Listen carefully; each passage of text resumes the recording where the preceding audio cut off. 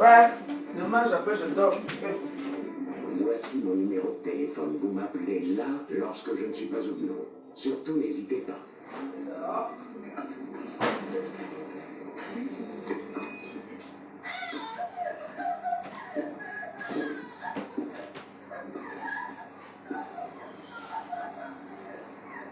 Je suis content que tu sois là. Tu entends ça? J'entends quoi?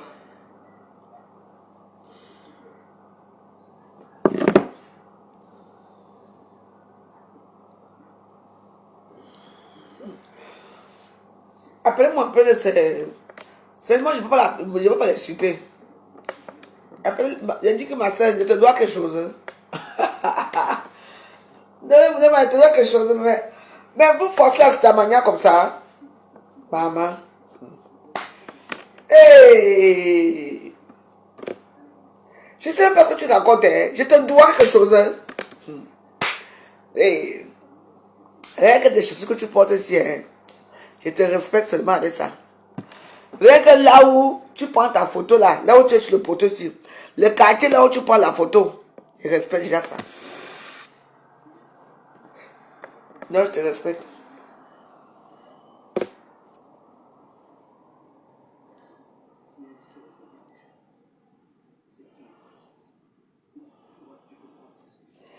Non, je dis que hein, comme elle me dépasse en tout, je ne suis rien, je ne vaux rien. Donc, rien que le quartier là où elle pose, je respecte d'abord tes chaussures qu'elle a au pied là. C'est sa mère qu'elle a au pied ici. Je la respecte. Moi, je ne sais pas comment les gens sont fous comme ça. Quelqu'un ne te doit rien. Je te dois absolument rien. Tu ne me peux pas. Je dis que hein, je te pisse dessus avec tous tes immeubles, avec toute ta famille. Tu entends, non? Ta famille, toi, je vous chie dessus, je vous pisse à l'arrêt. Vous ne valez rien. Tu me peux, moi? Tu sors d'où? Tu veux que je m'assoie sur pour te laver? Regarde-moi ces petits chiennasses. Une fille bamniquée doublée de Yaoundé. Qui va se faire chasser par une fille bassa qui est illettrée. Eh ben, dis donc, et tu me parles, moi? En haute ça de la tête, hein, va répondre à Nancy. Nancy t'as fini là-bas. C'est chez moi que tu veux. Tu. Laisse-moi manger, pardon. Va répondre à Nancy. Pardon. Nancy, c'est ta personne.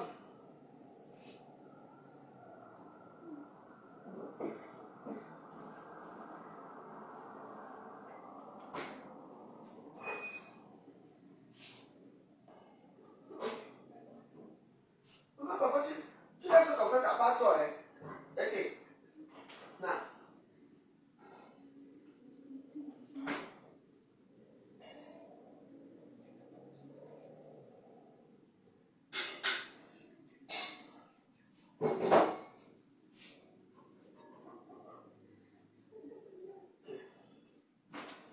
Tu laisses comme ça, t'as pas ça. Je dis, hein.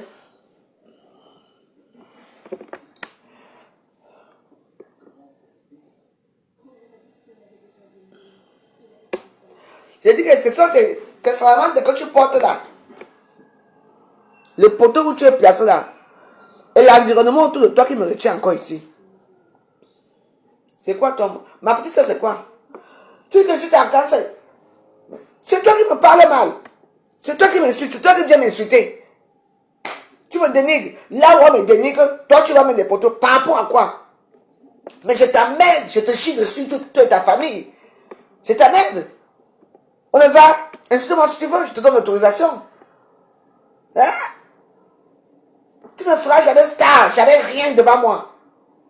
Et j'emmerde tes immeubles. Je suis sur les immeubles. Tu as quoi? Tu vas mourir demain. Quand tu vas die, l'immeuble va t'enterrer. C'est le doigt là qui va.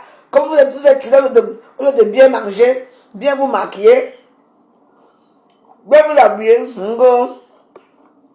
l'immeuble. Oui, c'est une bonne chose.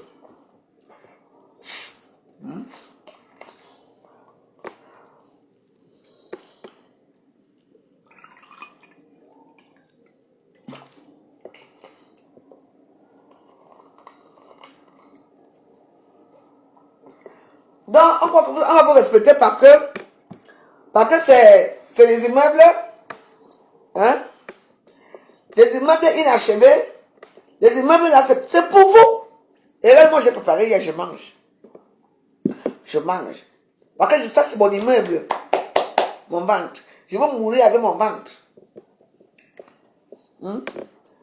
Les immeubles. Il y a même des gens qui ont dit qu'ils ont les immeubles. On va voir comment ils sont avec les belles voitures, avec les belles maisons, avec ceci, comme des stars. Les immeubles inachevés de Facebook, si, hein. Qui va rester avec? Que quoi? Le doigt là, les enfants. Donnez-moi les mains.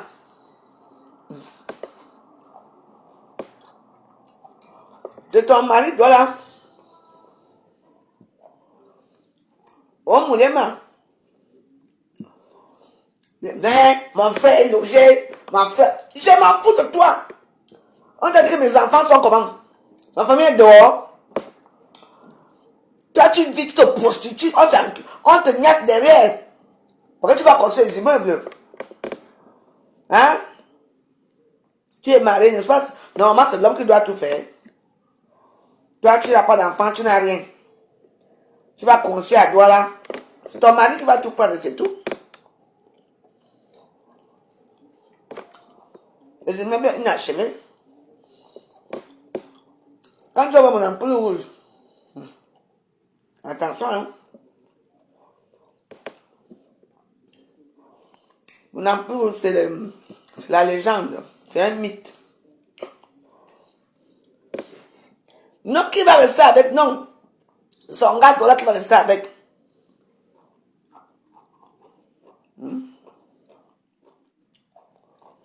Tu parles à qui?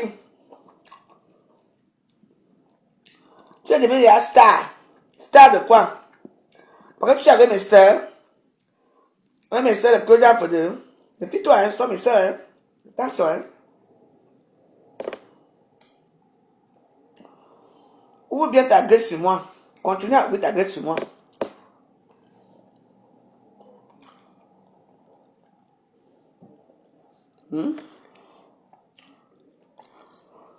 Tu sais pas qu'il y a des gens ici?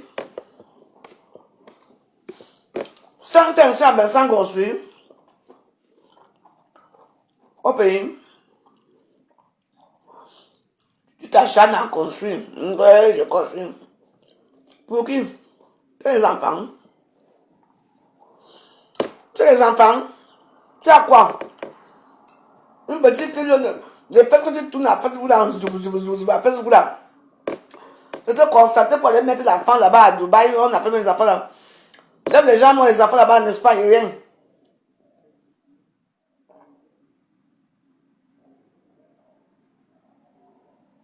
Tu es une petite épave sexuelle. Ben, c'est un prestige d'avoir l'immeuble. Mais il faut aussi avoir la classe qui va avec. Tu vis avec un petit soudeur. Un petit dollar soudeur qui n'a pas un bon métier. Toi, tu ne travailles pas. Tu construis des immeubles avec quel argent?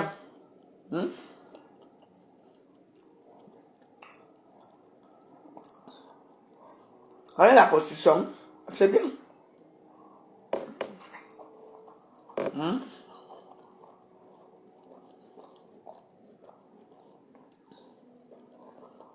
Ok. Va répondre à Nancy. Va rentrer à Nancy Quinton. Oui. Faut les voir dans la voiture. Oui, partez vous avec Nancy. Oh. Le lendemain, ça a commencé.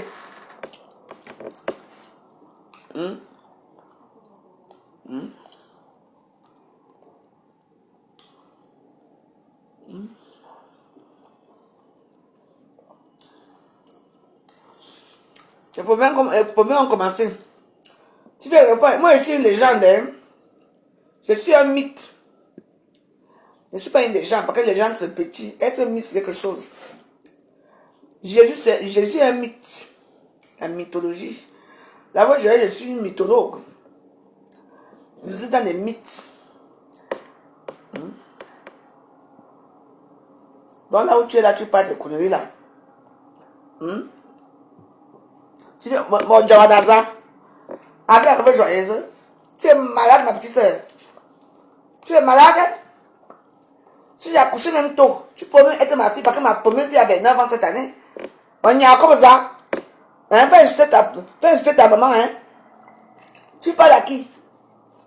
Hein? Ne me tente même pas, hein. Petite bordel de bas-fond. Hein?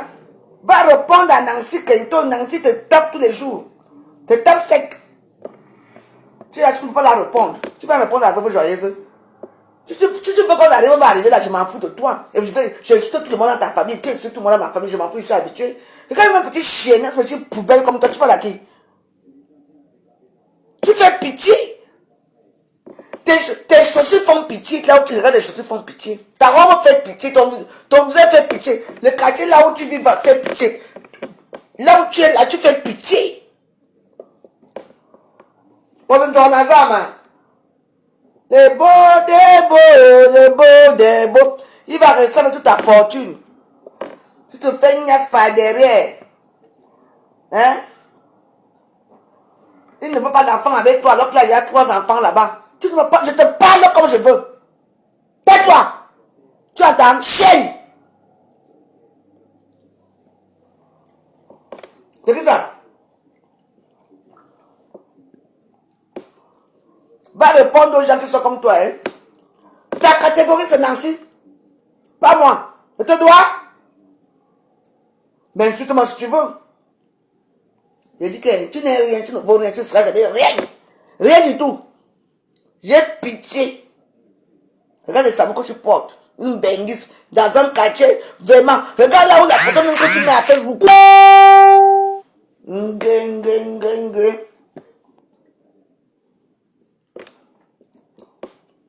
Oublie-moi. Moi je mange. Les Tindas sont nombreux, les fleurs sont nombreux. Vous êtes nombreux là. Regarde-moi celui de Balata. L'anniversaire n'est pas venu à ton anniversaire. Hein? Il a dit qu'elle ne vient pas. J'étais à ton anniversaire. J'ai fait 2 que tu n'es pas venu ici. Mais toi, petit, tu es des bâtards Tindas comme toi. Balata, tu es quoi? Tu fais la publicité de qui? De Fleur de Lille. Pitiation fauna. Regarde-moi cette bande de chiens. On dit que les chiens marchent ensemble, les woubous marchent ensemble. Vraiment, Balata. Hey!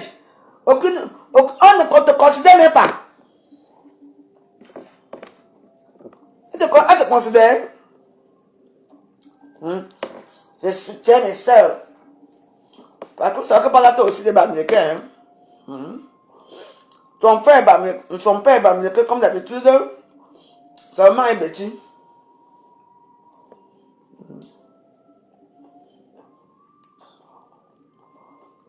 Ton prochain anniversaire, il va voir la star qui viendra. L'an.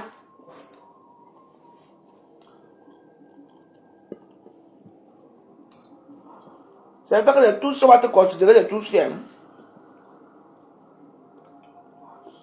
Hein, Balata? J'espère que les tous va te considérer, hein.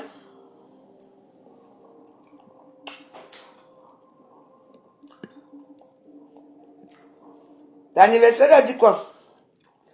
Non, moi je ne peux pas venir, hein. C'est trop loin. Tu n'as pas payé. Tu m'as payé quelque chose, hein. Tu vas voir quoi?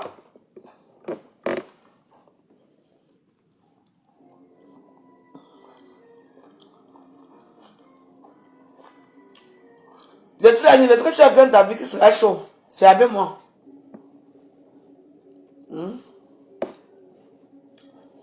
J'étais là pour toi, tu n'étais pas là pour moi. Mais tu es maintenant avec qui? Fleur de Lille. Tu fais la publicité. Vraiment, le monde. Moi, ça va m'apprendre. J'ai dit que ça va taper pour toi que waouh! moi, je tape ma main au sol.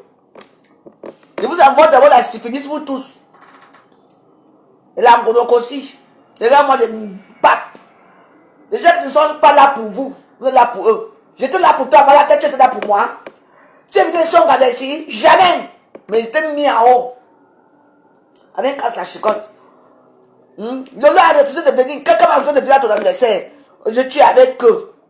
Regarde-moi les mbabs comme ça. On ne te considère même pas, tu es là avec eux. Heureusement que Dieu m'a ouvert les yeux avec vous. Continue à porter les cabas. Tu manges. Tu t'assois dans le canapé rouge. Tu fais le commencer avec les tchélés. Les prostituées qui te regardent. Toi et moi, c'est fini.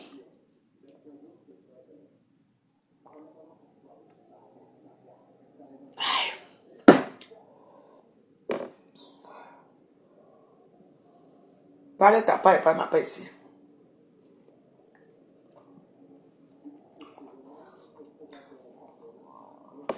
Je m'en fous, je ne vais pas partager. Et pourquoi tu ne vas pas envoyer mes 300 euros que tu devais envoyer? Elle partage. C'est le réel. Je fais ce que j'ai à faire. Et pourquoi toi tu n'as pas envoyé les 300 euros? Tu n'as pas envoyé les 300 euros que tu m'as promis la dernière fois. Chienne. Dis encore commenter si je n'ai pas ma vie. Que bloque à tout c'est vrai. Ça dit chienne. Pétasse, pédale à la noire.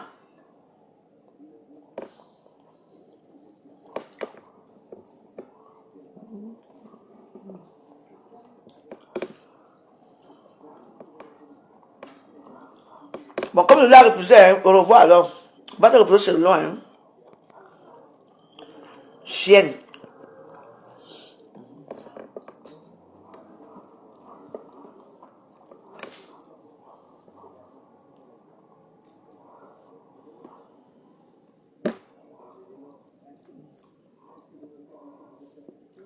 Mais toi, ça va sortir. À quand?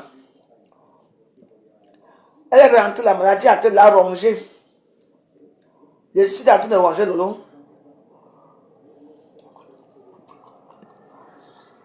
Elle va devoir chercher un peu d'argent. Elle va dire, bah ouais, vous savez, c'est vraiment très dur pour moi au Cameroun. Il faut que je me repose bien.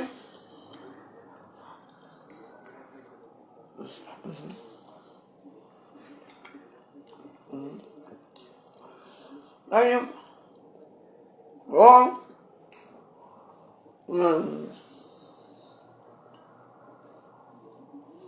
Elle me repose d'abord. Alors qu'elle est là en train de chercher les clients quelque part dans le boxon. Elle cherche les clients dans le boxon quelque part. Et elle m'a dit, n'est-ce pas? Depuis que vous avez vu l'aéroport, le lait a sorti depuis.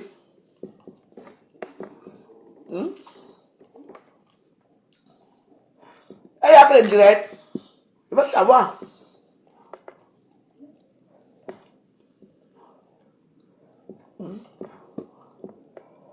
Je veux savoir quand même.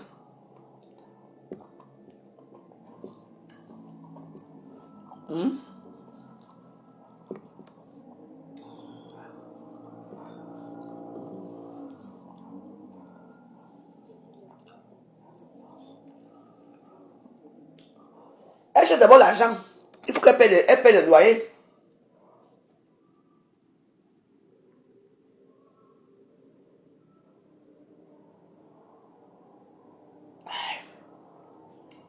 Maman, le jeu est souvent bon. Hein.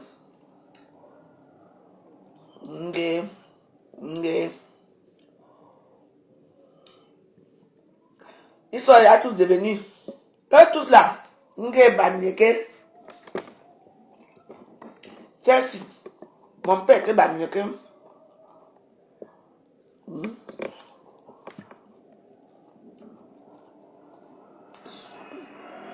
Je l'ai mon aimant. Mon père était Bamileke.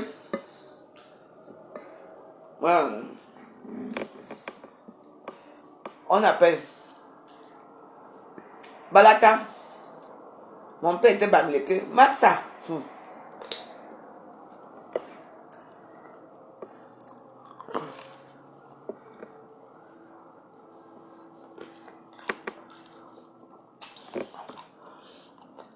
On va debout. Il faut bien manger, non? Je suis venu manger et boire. Ça te dérange?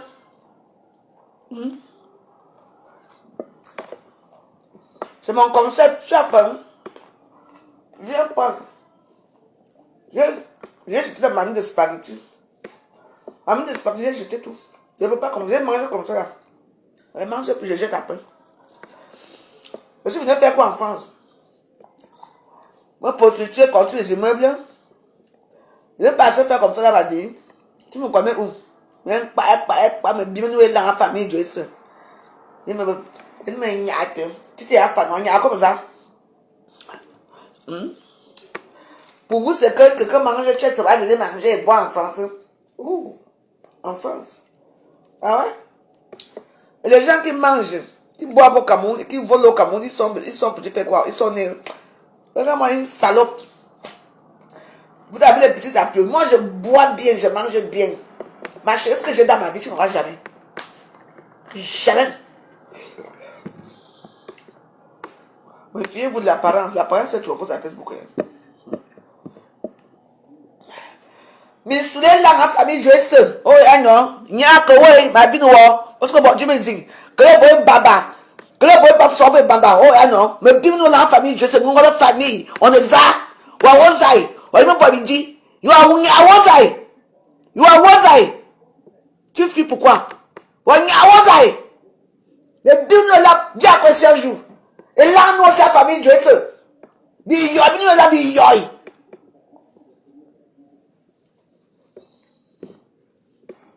Venez toujours. Tout le monde est pareil. À l'âge que j'ai commencé à construire une maison, tu n'étais même pas né. Quelqu'un s'assoit pour manger sa nourriture, tu es cela donner à faire pour manger. Magnadi. Wanya mamikus. Wanya. Imagine, je mange que vous.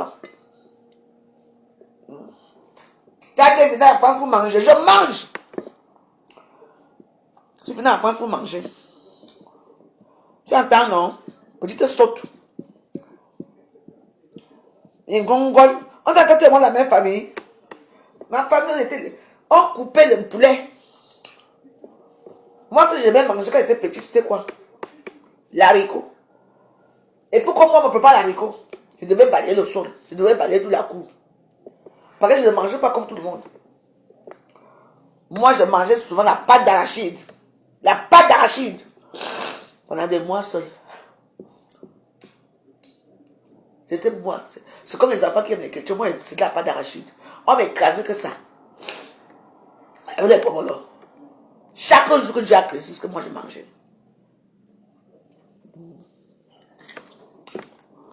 C'est quoi? Quelqu'un mange sa part, ça vous énerve. Là, nous aussi, là. Nous gagnons à vous, dans le mongo. Il y a des gens. Mais à vous que ça. Le gars, tu se marie, hein. Tu se marie. Moi, bon, on a pas ça, on boire. Maman m'attaque, ouais. Il m'a dit, pourquoi? Il y a des gens qui. Il y a des gens qui. Je ne sais même pas, hein. Vous peut-être souvent quand vous venez chez moi.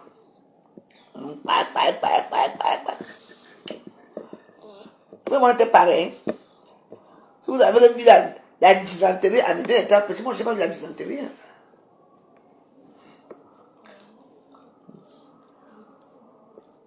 Le matin, elle va venir encore. Et on voit nous, elle est, on voit. Quand mange sa chose, tu es une France pour manger. Je suis venu pour manger. Comme ça, la nuit était gratuite ici.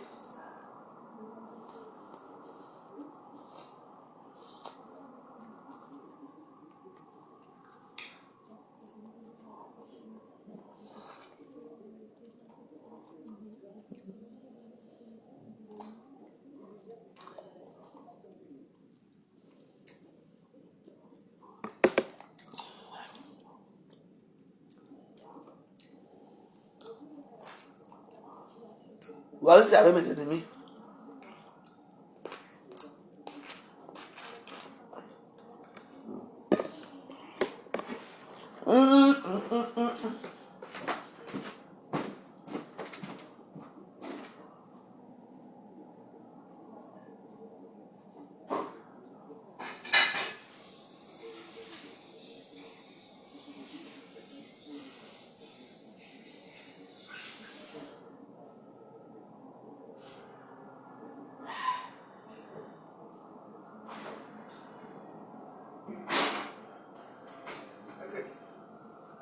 Quelqu'un mange trop, tu manges trop. Tu es venu en France, je mange, je veux mourir avec vous. J'ai déjà pris mes obsèques et j'ai déjà payé tout. Hein. Donc le Cameroun ne va pas cotiser pour moi quand il veut d'ailleurs. Je paye tous les mois, d'accord? Aucun Cameroun va payer. Moi je meurs là maintenant, on fait wassa. Mes enfants prennent l'argent. Chienne. Tu as une assurance vie. Bêtise. Quelqu'un mange sa chose. Oh. Je venais pour manger.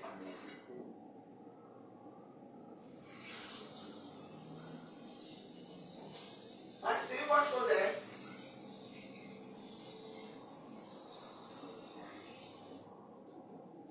Manger, c'est une très bonne chose. Tu sais qu'il y a des gens, peut-être qu'ils ont faim. Ils ne peuvent pas manger. On les met les sondes. Pour manger, hein. Tu sais ce que ma part va payer comment demain? Que ça serait la même chose, hein. Donc je profite de ma vie. Maintenant, t'as manqué. Bon, ça, non. Oh, madame, t'as manqué. Mais t'as une asso.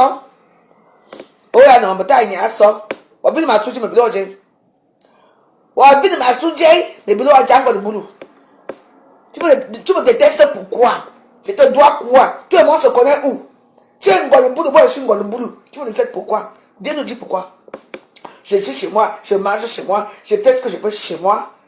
J'ai ma vie, j'ai mes enfants, j'ai ma famille, j'ai mes copains, j'ai mes amis. Je suis une femme bien entourée. Je fais ce que je veux. Tu viens m'insulter par rapport à quoi? Mais voilà votre chacun ça commence souvent. Tu ne peux pas être mon ami. Si les petits sales bordels que quand vous me racontez que pas, vous avez même honte de me raconter en vrai. Parce que quand je m'habille, quand je dis que je m'habille, maman, dans une soirée, tu ne peux pas m'approcher. C'est quoi votre problème? Vous quittez comme ça vous chante, ça vous fait mal. Vous venez sur les gens gratuitement dans les réseaux sociaux. Je voulais te bloquer, mais je n'arrive pas à te bloquer. Reviens alors. Reviens.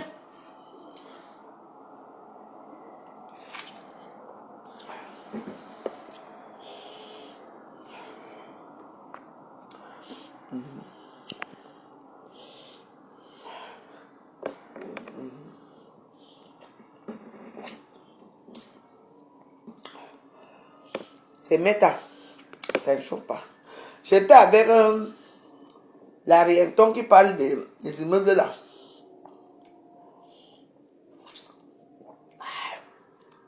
Bien sucré. Maman, on l'a traumatisé là-bas. C'est ici chez moi qu'elle vient. Ok.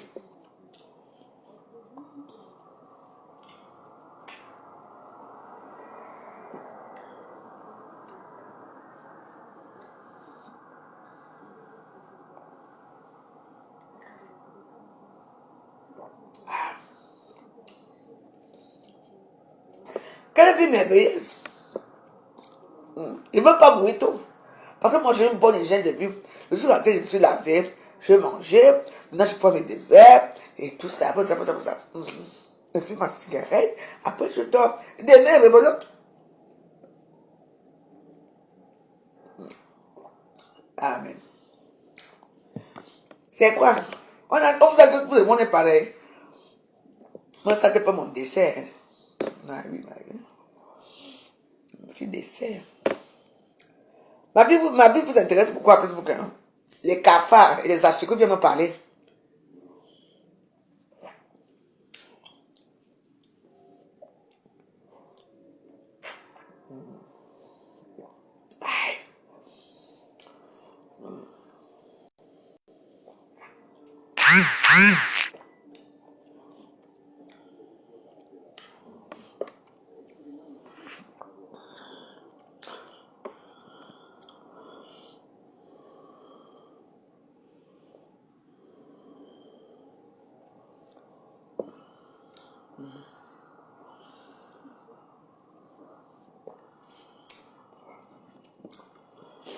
Parce que votre ndop ici.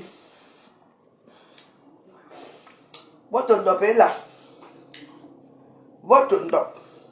Vous mettez 300 €.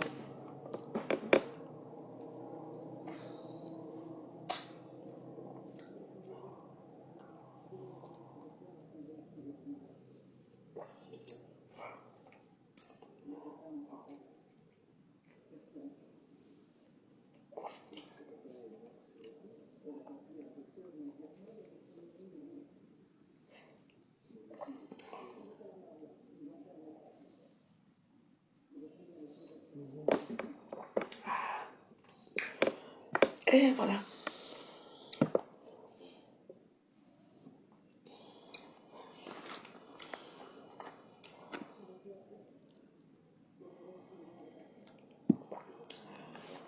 Et je fume ma cigarette. Alors on peut voir la tour Eiffel. Ça fait longtemps que je n'ai pas vu la tour Eiffel.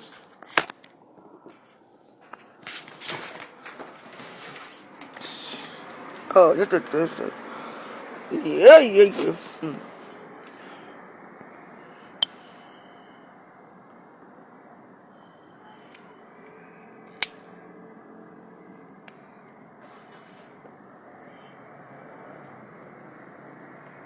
Voilà.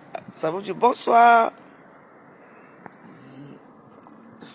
D'habitude, on fait... Oui, il fait beau ce soir. Ça, c'est une belle soirée pugnace.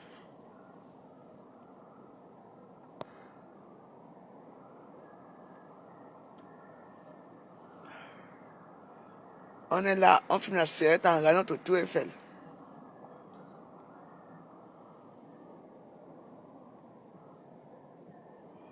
Voilà.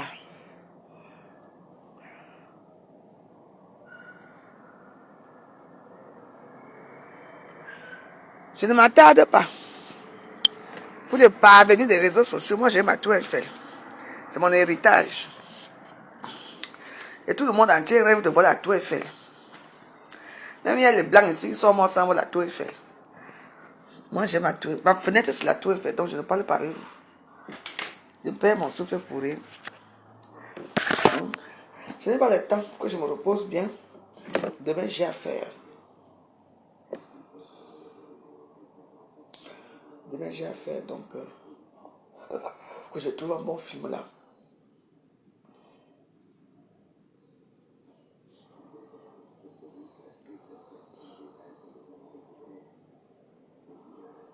Non. Il vend son âme au diable, d'accord. Ouais, je vais écouter ça, ce sont des trucs que j'aime bien. Les contes, les légendes africaines. Il y a de nombreuses années, dans le village éloigné de Noué, vivait un jeune homme nommé Akashi. Il vivait avec sa mère veuve dans le village et travaillait comme vendeur dans une pharmacie sur les marchés du village. Le salaire de son travail était à peine suffisant pour subvenir à ses besoins et à ceux de sa mère, et donc Akashi était constamment endetté. Il achetait toujours des choses à crédit en promettant de rembourser d'ici la fin du mois, mais au moment où le salaire arrivait, il était insuffisant pour régler sa dette. Sa mère, Akin Matu, était également endettée car elle empruntait toujours en promettant de rembourser dès que son fils serait payé. C'était le genre de vie que menaient Akashi et sa mère dans le village, et il n'a pas fallu longtemps avant que tout le monde connaisse leur situation et commence à les éviter. Emma cultivait sur les petites terres. Il y a des gens dans les chambres, j'ai 2 personnes ici. Pour obtenir de la nourriture pour elle et son fils. Mais le meilleur qu'elle pouvait récolter était quelques légumes et du manioc, et il mangeait toujours du fuful avec de la soupe aqueuse. Akashi, étant un jeune homme avec de grands rêves et de grandes aspirations, était frustré par la façon dont la vie se déroulait. Il commença à chercher une voie à suivre. Il avait remarqué que la plupart des jeunes hommes de son âge n'étaient plus au village et que ceux qui venaient rendre visite à leurs parents étaient généralement transformés. Il savait qu'il devait faire le même pas, mais il n'avait personne pour l'aider, et il n'avait pas non plus l'argent pour déménager en ville. Cependant, il ne voulait pas abandonner et en parla à sa mère. Elle vendit certains de ses biens pour récolter de l'argent pour lui. Sans plus tarder, Akashi quitta le village en promettant à sa mère de revenir et de réussir. Loin de ses larmes, Akashi arriva à Essa, la ville des possibilités, sans direction claire et ne sachant pas trop quoi faire. Il se tenait au cœur de la ville, regardant autour de lui pendant que les grosses voitures passaient, et il observait les jeunes hommes comme lui, se demandant quelle était cette ville. Sans but, la nuit tomba bientôt et les gens commencèrent à rentrer chez eux. Akashi n'avait nulle part où aller, alors il continua à marcher jusqu'à ce qu'il arrive à un endroit où il vit plusieurs jeunes hommes et femmes debout devant les portes. Il s'approcha et demanda à quelqu'un ce qu'il faisait là. « Nous attendons que le directeur de la boulangerie vienne nous emmener pour le travail de ce soir, lui répondit un jeune homme. Akashi, curieux, demanda « S'il vous plaît, accepte-t-il de nouvelles personnes ? Je veux aussi travailler. » Il fut content lorsque l'homme lui dit que la boulangerie était très grande et qu'il y aurait probablement une place pour lui. Il n'a pas fallu longtemps avant que le directeur arrive et les emmène tous. Mon numéro WhatsApp, c'est 06 11 78 95 59. Je répète encore que mon numéro WhatsApp, 06 11 78 95.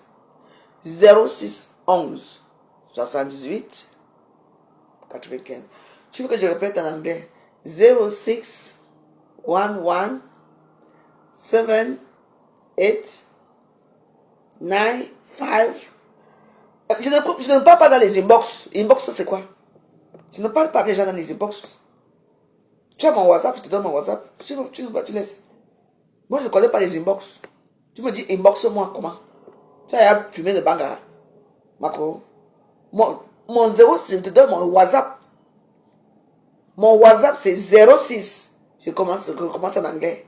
06 11 78 9 5 59. C'est ça. Donc 06 11 78 95 59. 06 11 78 95 59. Voilà, c'est ça. Mais je t'ai dit que tu ne me salues plus, non? Si tu es dans je te bloque. Merci. Voilà mon numéro.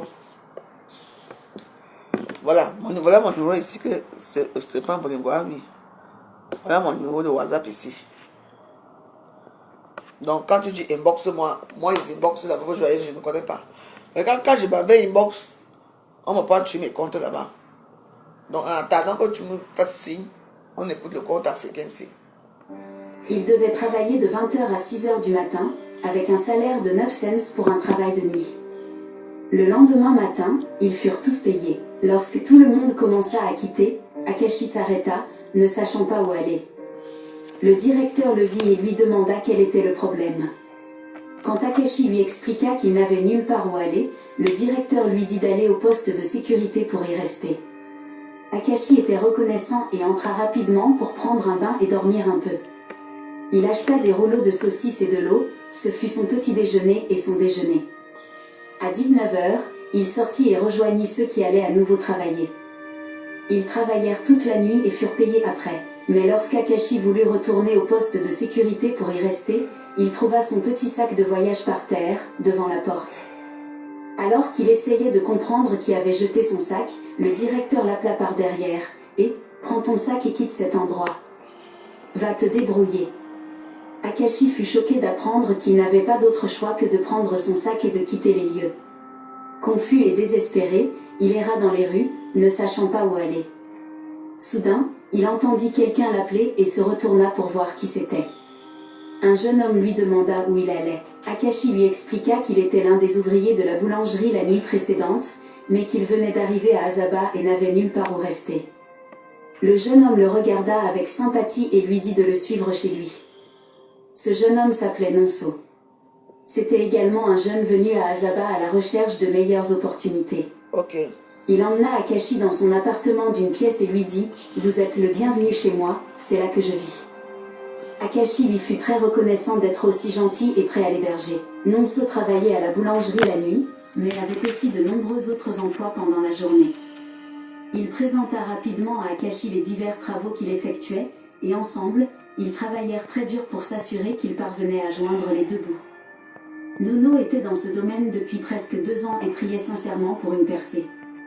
2 mois après le début du travail non qualifié et mineur, Akashi devint insatisfait car il n'avait pas réussi à économiser une somme d'argent raisonnable. Il n'avait même pas pu envoyer d'argent à sa mère, car le coût de la vie à Azaba était plus élevé que ce qu'il gagnait. Il savait qu'il devait faire quelque chose. Il ne pouvait pas simplement continuer avec son travail actuel, mais il ne savait pas exactement quoi faire. Un jour, Akashi était sorti avec Nono pour effectuer quelques petits travaux ce matin-là. Ils virent une maison en construction qui avait besoin d'ouvriers pour aider à mélanger le ciment et le sable. Quelques heures plus tard, un wagon-jet s'arrêta devant le bâtiment. 2 jeunes hommes en sortirent. L'ingénieur en charge de la construction alla immédiatement saluer respectueusement les hommes, puis les emmena voir la maison. Akashi était en train de mélanger du ciment à ce moment-là, mais lorsqu'il vit les hommes, il se figea d'étonnement. Il se demanda comment ces jeunes hommes pouvaient posséder une telle voiture et un tel bâtiment, alors qu'ils étaient beaucoup plus jeunes que lui. Il ne pouvait plus se concentrer et savait qu'il devait faire quelque chose de drastique pour ne pas manquer cette opportunité. Il réfléchit à ce qu'il pouvait faire, puis une idée lui vint à l'esprit. Il dit à Nono qu'il voulait aller soulager son système, puis il quitta le bâtiment. Il se posta sur les chemins menant au bâtiment, où personne ne le verrait, et attendit. Pendant ce temps, il fit une courte prière pour trouver grâce.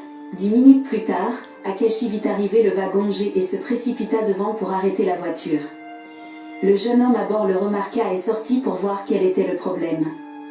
Immédiatement, Akashi tomba à genoux, suppliant et pleurant. « S'il vous plaît, monsieur, je suis désolé de vous déranger, mais j'ai besoin de votre aide. Mon esprit me dit que vous êtes mon aide pour le destin. S'il vous plaît, je suis prêt à faire tout ce que vous me demanderez. Vous ne regretterez pas de m'avoir aidé. » Les jeunes hommes, surpris par la supplication d'Akashi, l'évaluèrent et hochèrent la tête. L'un d'eux dit à Akashi, « Vous avez dû traverser l'enfer pour être aussi frustré. Vous avez eu le courage de nous arrêter, nous allons vous aider. Mais soyez sûr que vous voulez vraiment notre aide. L'argent n'est pas pour les hommes au cœur tendre. Êtes-vous certain de vouloir vraiment que nous vous aidions ?» Akashi, toujours à terre, cria, « Oui, monsieur, je suis prêt. » Les hommes lui dirent alors d'entrer dans la voiture. Akashi entra et se sentit comme s'il était au paradis. Est-ce réel? Est-ce ainsi que cette voiture est aujourd'hui?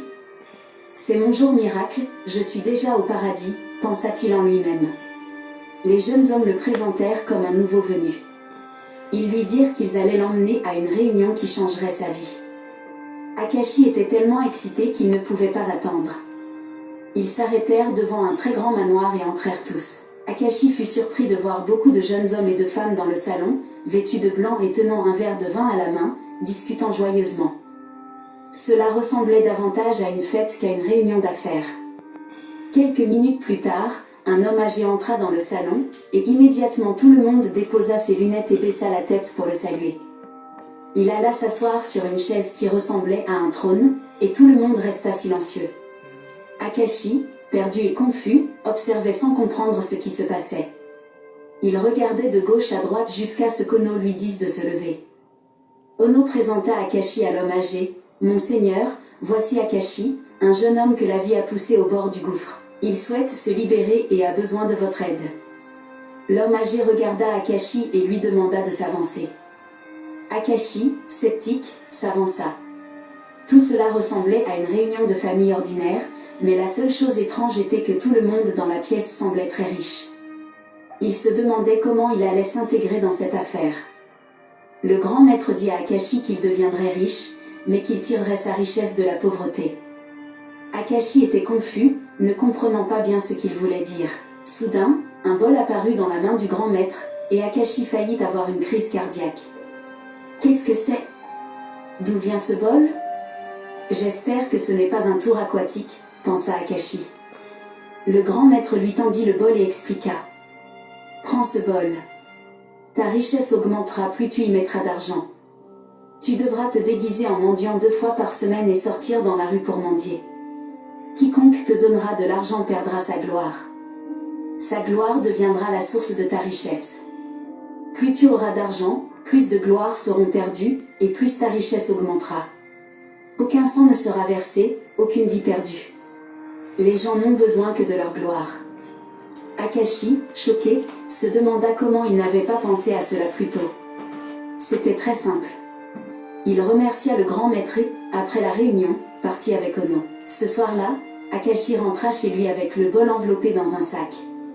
Quand Nono lui demanda où il était allé depuis le matin, Akashi répondit qu'il avait trouvé un meilleur travail et qu'il devait s'y rendre, sans pouvoir en dire plus car il n'en était pas autorisé.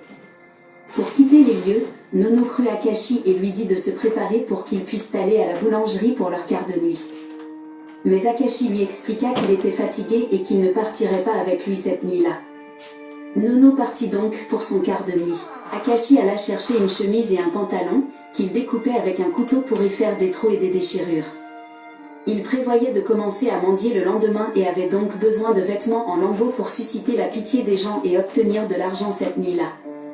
Il s'imaginait déjà au milieu de plusieurs autres mendiants, tenant des bols similaires, et mendier de l'argent. Même lorsqu'il se réveillait pour aller uriner, il continuait à faire le même rêve. Le matin arriva bientôt, et Nono revint du travail. Dès que Nono fut rentré, Akashi se faufila hors de la maison et se rendit dans une autre partie de la ville pour commencer son travail de mendicité. Il trouva un bâtiment inachevé, enfila ses vêtements en lambeaux, prit son bol et se mit à mendier. Il alla de magasin en magasin, mais personne ne lui donna d'argent. Les gens étaient même hostiles, l'insultant en le traitant d'homme paresseux cherchant de l'argent gratuit. Akashi, humilié, alla retrouver Nono pour se plaindre. Nono se moqua de lui et lui expliqua que personne ne donnerait d'argent à un jeune homme valide. Pour obtenir de l'argent, il faut être déformé ou physiquement handicapé, comme aveugle, boiteux ou idiot.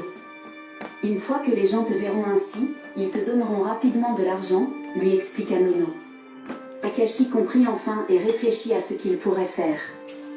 Il décida alors de se faire passer pour un idiot, se tordant les mains et le visage. Il se déguisa pour ne pas être reconnu, retourna dans la rue avec ce nouveau déguisement, et cette fois-ci, il eut de la chance. Les gens lui donnèrent de l'argent en abondance. Le soir, Akashi rentra chez lui avec l'argent. Il remit l'argent aux vieilles femmes, qui lui rendirent le bol et lui donnèrent les clés d'une nouvelle maison, lui disant que sa richesse l'attendait déjà là-bas. Akashi, heureux, se rendit à la maison, entra dans une pièce particulière et découvrit un tas d'argent sur le sol. Sous le choc, Akashi s'évanouit et se réveilla seul, réalisant sa nouvelle réalité. Enfin, mes jours de misère sont terminés. Oh, je bénis le jour où je vous ai rencontré, se réjouit Akashi. Il continua de vivre dans sa nouvelle maison et établit une routine pour sa mendicité hebdomadaire. 2 semaines plus tard, il décida de rendre visite à Nono pour l'informer du changement. Lorsque Nono vit Akashi, il recula de peur. « Akashi, où étais-tu? Et à qui appartient cette voiture là-bas » demanda-t-il. Akashi sourit et lui dit de descendre. Nono entra dans la maison et regarda la pièce. « Alors, c'est toi, Nono? Tu es toujours là? Les choses ont changé pour moi, je suis maintenant quelqu'un de bien, se vantait Akashi. Nono, choqué, demanda à Akashi comment il avait obtenu tout cela.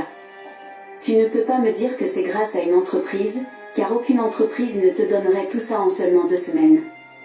Tu es parti et 2 semaines plus tard, tu es revenu avec tout ça.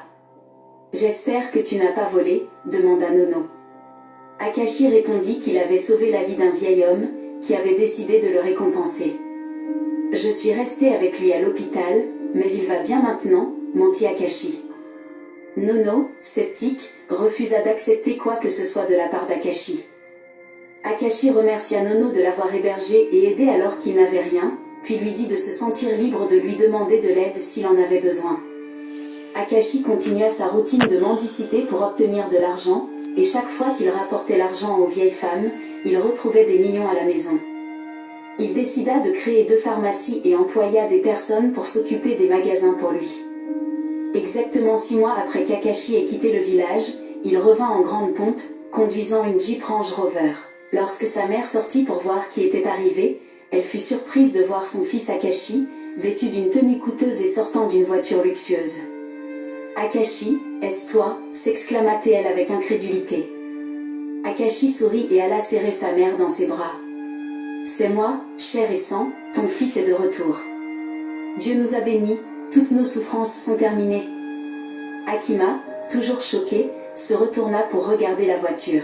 « Je ne me sens pas bien, dit-elle. » Elle l'emmena à l'intérieur et, après avoir mangé, Akima demanda à son fils comment il avait acquis sa richesse. Akashi lui raconta tout, depuis sa rencontre avec Nono jusqu'au mensonge concernant le vieil homme qui l'avait aidé. Ce n'est que plus tard qu'Akima se détendit et se réjouit avec son fils. Akashi passa la nuit et prévoyait de repartir le lendemain. Mais cette nuit-là, Akima fit un rêve très troublant. À son réveil, elle eut très peur et appela Akashi pour l'avertir. « Mon fils, je fais ce rêve depuis 2 nuits, et il ne ressemble pas à celui d'hier. Je te supplie, si tu fais quelque chose de mal, retire ta main. J'ai vu un nuage maléfique planer autour de toi, et ça ne s'est pas bien terminé. Je ne me sens pas à l'aise avec ça. Tes paroles soudaines, ce vieil homme, je ne le connais même pas et je suis sûre que tu ne le connais pas bien non plus. Tu dois être très prudent.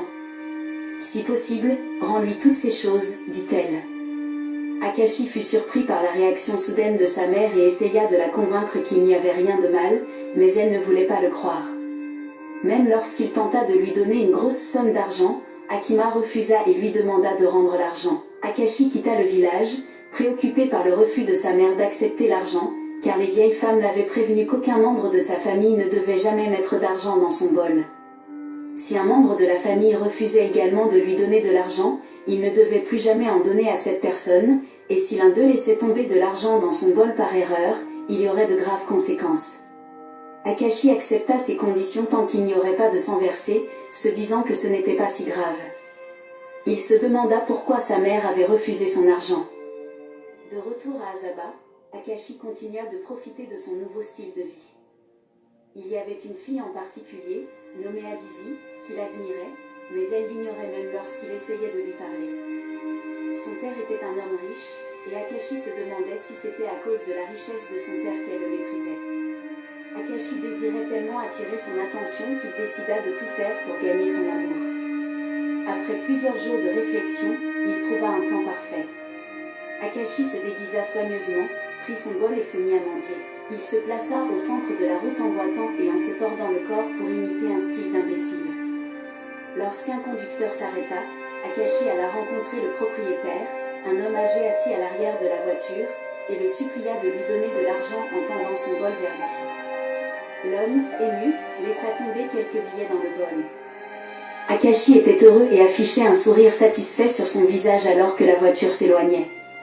L'homme qui lui avait donné de l'argent plus tôt était le père du chef Imo. Akashi savait exactement ce qu'il faisait et se précipita immédiatement pour remettre l'argent au grand maître.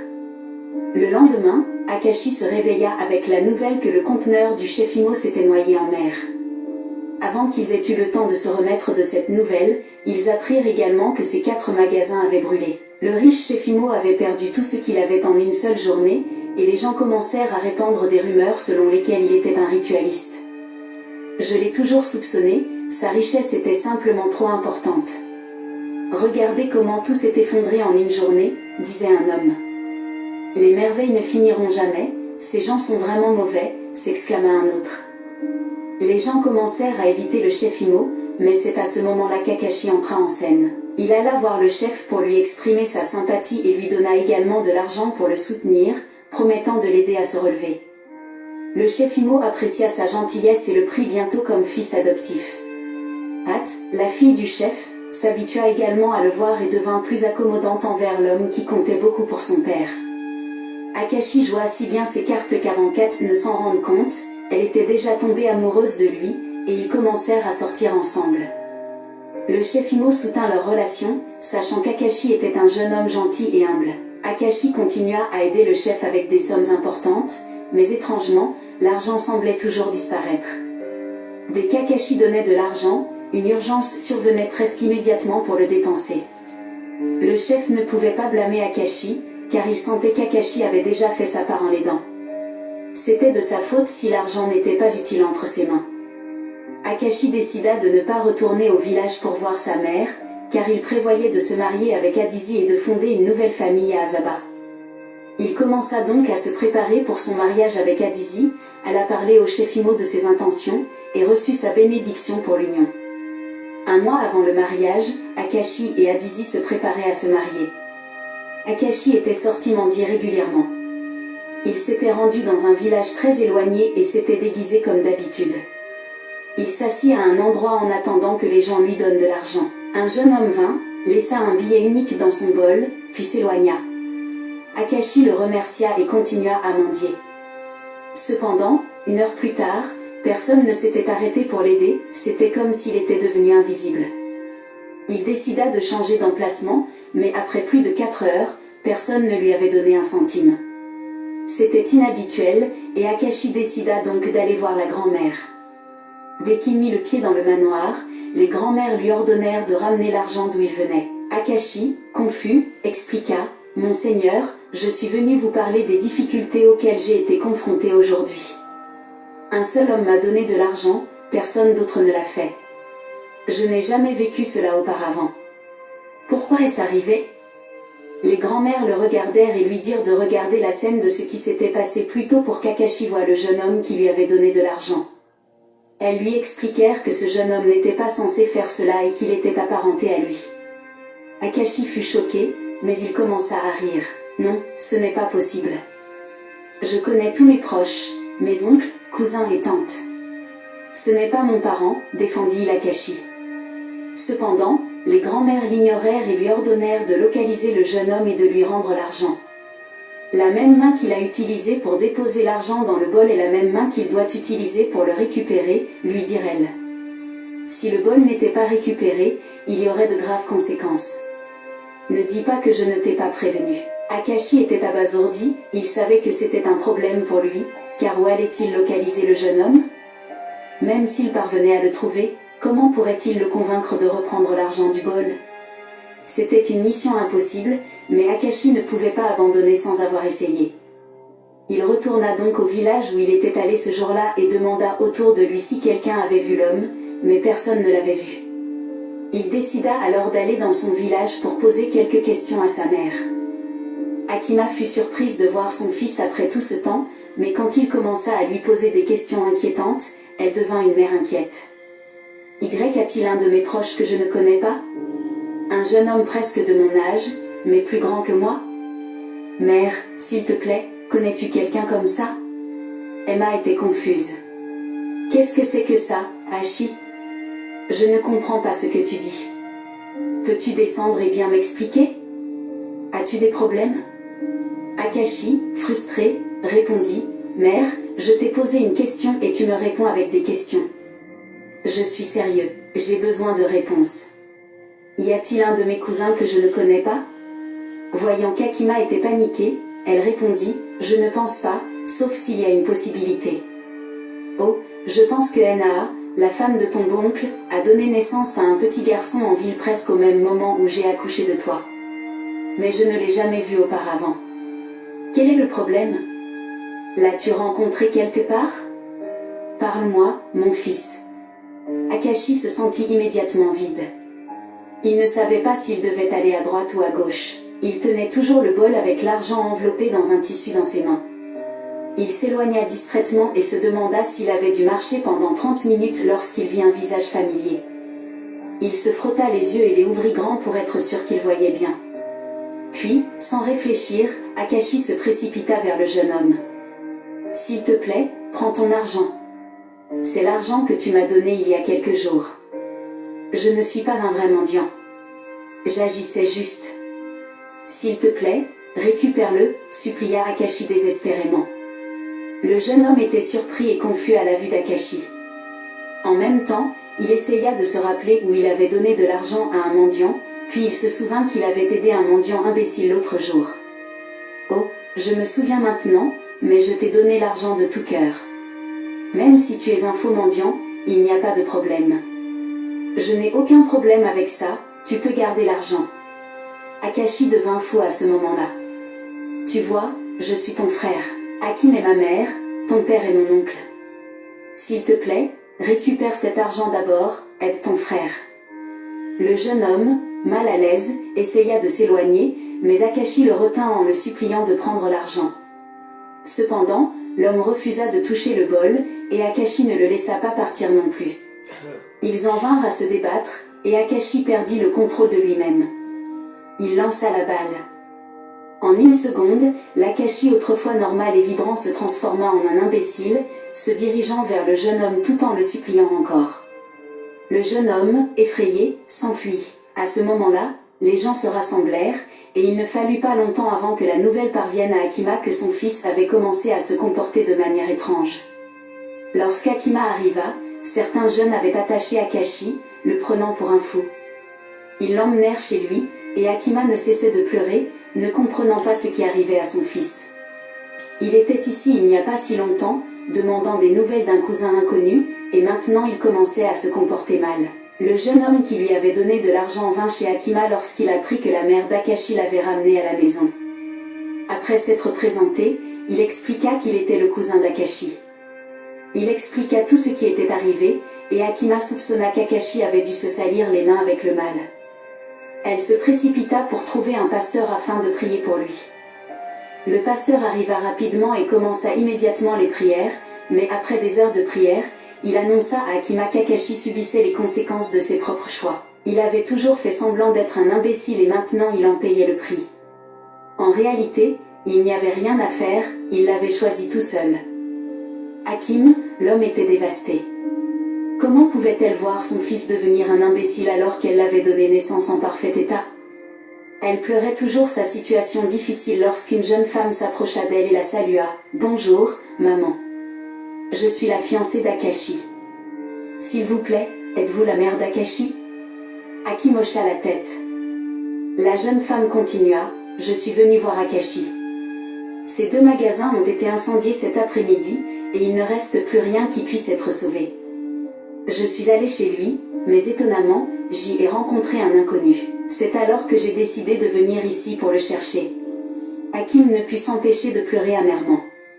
Elle expliqua à Adizi tout ce qui s'était passé, et lorsqu'Adizi alla à l'arrière de la maison pour voir Akashi, elle en fut si choquée qu'elle faillit vomir. Elle se précipita immédiatement vers Azaba pour raconter à son père ce qu'elle avait vu et entendu. Le chef Emo réalisa alors que le mendiant qui lui avait demandé de l'argent ce jour-là devait être Akashi. Ce n'était pas une coïncidence si c'était le même jour où il avait perdu tous ses biens et ses magasins. Il était soulagé que sa fille n'ait pas encore épousé le jeune homme malveillant et savait qu'il devait aller rencontrer un pasteur craintif de Dieu pour obtenir la délivrance et récupérer ce qui lui avait été volé. Akashi resta un imbécile pour le reste de sa vie, mais cette fois-ci, il ne pouvait pas mendier. Il était attaché et gardé à l'arrière de la maison pendant la journée pour ne pas quitter les lieux. Hakim passa le reste de ses journées à pleurer pour son fils. Puissions-nous ne pas aider les méchants qui utilisent notre gentillesse pour nous manipuler, et que nos fêtes ne nous entraînent jamais dans des lieux de malheur. Merci d'avoir regardé cette histoire. Partagez avec moi les leçons que vous avez tirées de cette histoire et ce que vous en avez appris. Partagez également avec nous le pays dans lequel vous regardez cette histoire. N'oubliez pas de partager cette histoire avec vos proches, de vous abonner et de liker jusqu'à ce que je vous apporte une autre histoire. Au revoir. Il y a beaucoup d'Akashi ici dehors. Coucou, bonne nuit, je vous aime, à demain.